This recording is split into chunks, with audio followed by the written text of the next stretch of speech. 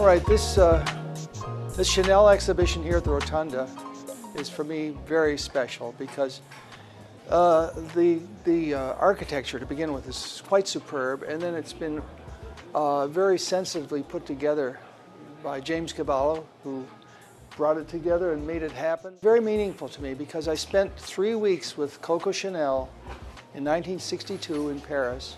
It seems that they're considered some of the most significant pictures at this time because it was probably one of the last big photo stories done on her. Yes, there were others, but nothing quite so complete because I was 27 at the time, she was 79.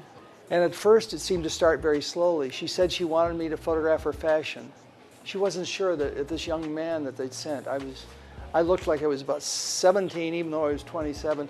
I did photograph the models wearing the different styles, and I had to have that film developed, no digital then, and have prints made and take them to her and present them to her.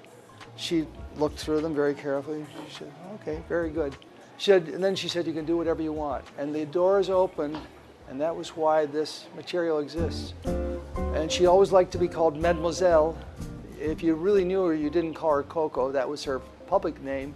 But in private, you would call her Mademoiselle, which was a form of respect for her as far as she was concerned. And she had created this alone. She wasn't Madame, she was Mademoiselle, which was a very special name. What people like Karl Lagerfeld have observed about the pictures here is that she's frequently smiling. And she wasn't known as a person who smiled that easily. Why was she smiling? Because this young man was there from America and doing this special shooting photographic story on her. That's what I did. And once I was there, I wanted to make the most of it because I felt that I was in the center of some very special genius, and that's who Chanel was. And what I think she did with me is she saw in me somebody also from a small town, and I'd worked my way up, I was doing that, and I think she chose to try and help me, so that's why she opened herself.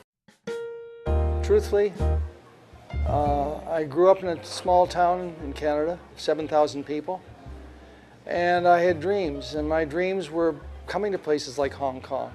I started to form ideas of what I liked in fashion, what I liked in films, what I liked in portraits, what I liked in beauty. And for me, beauty isn't just the flashiest, most perfect face, it's the mind and the warmth and what is projected from someone, man, woman, or child. I love creating beauty, finding it, and showing it to the world in the most positive and best way. I love all photography. That's my first love, because that's the love. And again, just think of the opportunity of being with somebody like Coco Chanel.